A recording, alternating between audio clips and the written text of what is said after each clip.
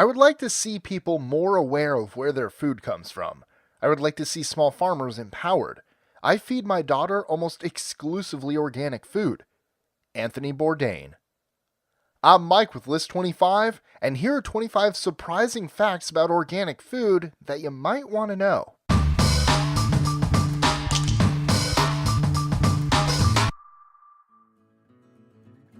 25.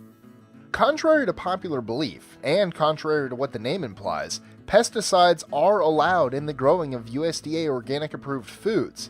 There are over 40 pesticides on the allowable list that a farm can use and still get the USDA organic stamp. So, if not having pesticides is really important to you, know where your food comes from and what farms use pest control you agree with. 24. Most organic food travels over 1,000 miles to get from the farm to your grocery store, and many organics still come from countries like Mexico and China. So, if you're eating organic to help the earth, you may want to pay as much attention to where your food comes from. 23. Processed foods labeled as organic, say oatmeal or cookies, can contain up to 5% non-organic ingredients and still qualify to carry the USDA organic label. 22. There aren't any federal regulations for sustainable or organic seafood because you can't really regulate the ocean contents. So unless it's verified by a third party or farmed seafood, anything that says organic as far as fish and shellfish are concerned is at best bending the truth. It should, however, be noted that there are third parties that rate seafood for sustainability, but again, there's not a US government standard for this. 21. Bacteria content for organically grown and conventionally grown produce is about the same, according to researchers at Stanford.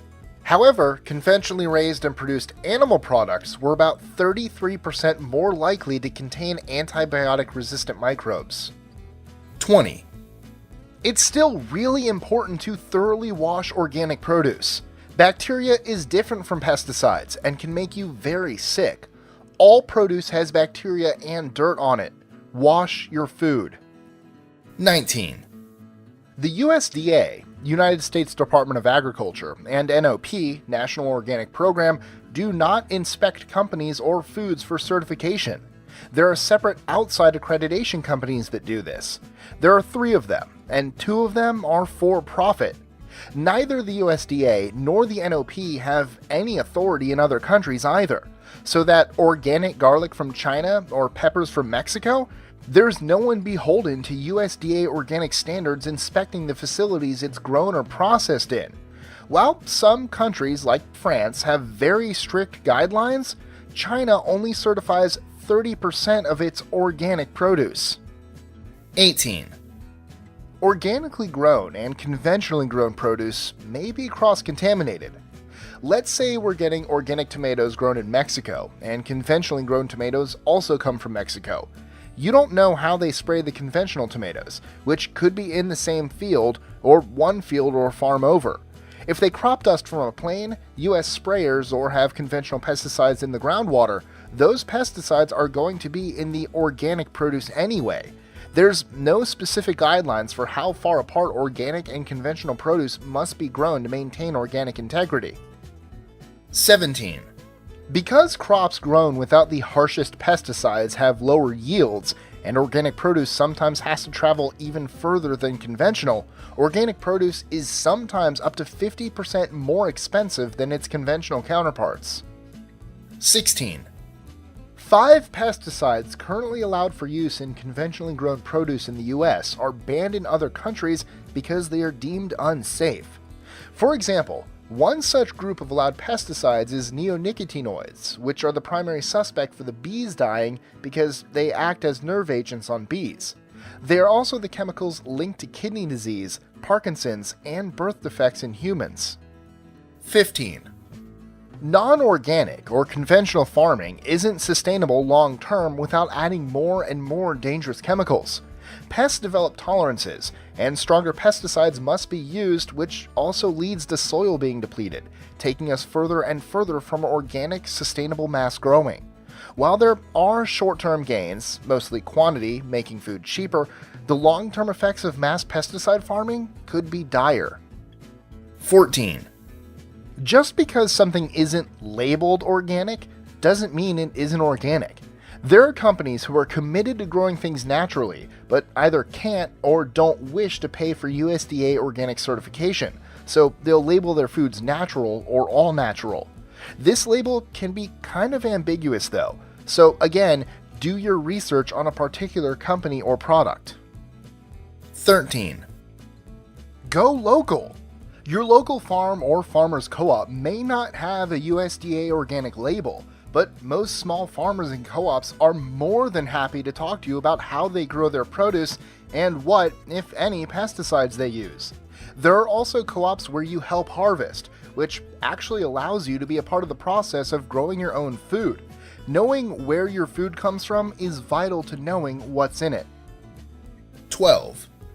Most organic meat is grass-fed for the majority of the time, meaning that generally cows are allowed to graze and roam about doing cow things and eating grass, their natural diet, as opposed to being cooped up eating GMO soy or corn, which is not their natural diet at all. This results in happier livestock, better meat for us, and better sustainable practices for farming. 11. Eating organic or local usually means eating in season. If you're trying to switch your family to a largely organic diet, stock up when things are in season. Organic strawberries are either impossible or really hard to find, and have to travel disturbingly far, in the fall, so buy them when they're in season and freeze or preserve them.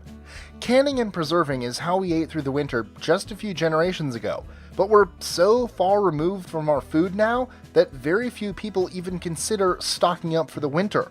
Preserving your bounty is easier than ever since we have freezers and Ziploc bags our great-great-great-great-grandmothers didn't. 10.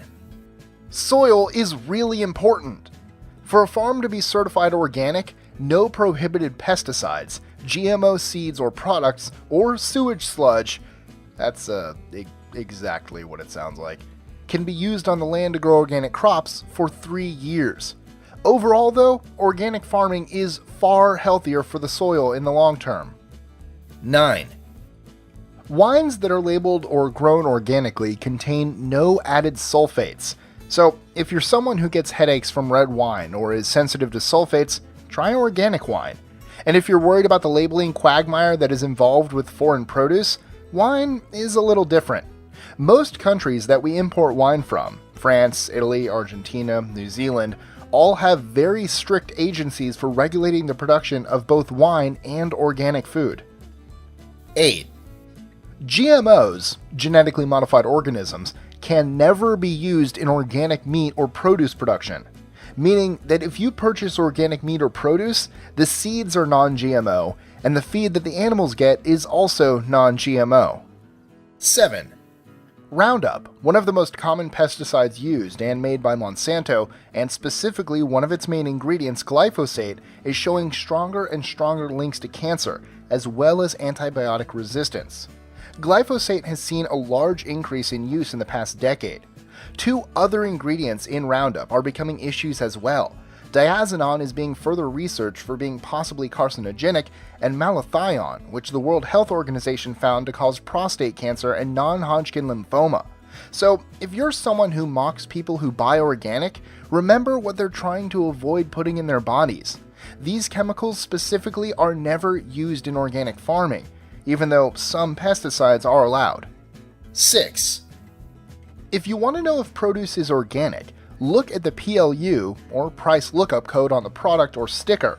If the first number is a 9, it's organic. If it's an 8, it's genetically engineered, or GMO. 5.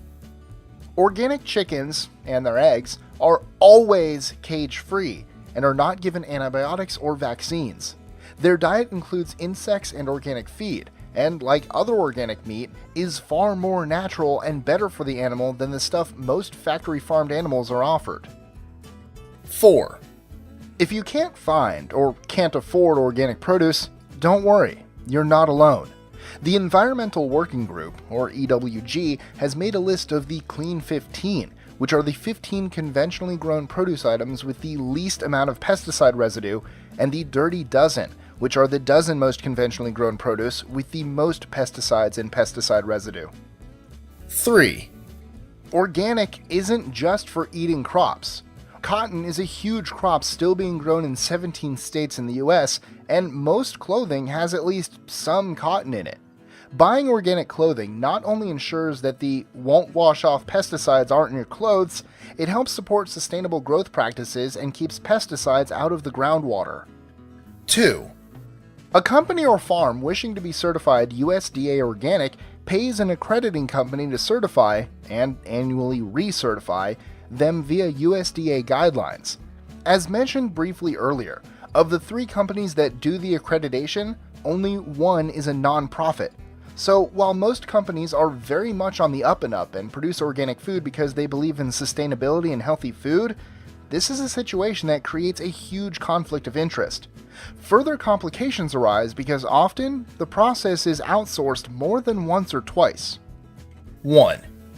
While organic labeling is perhaps not as straightforward as many of us think, it's still worth noting that pesticides cannot be washed off conventional produce.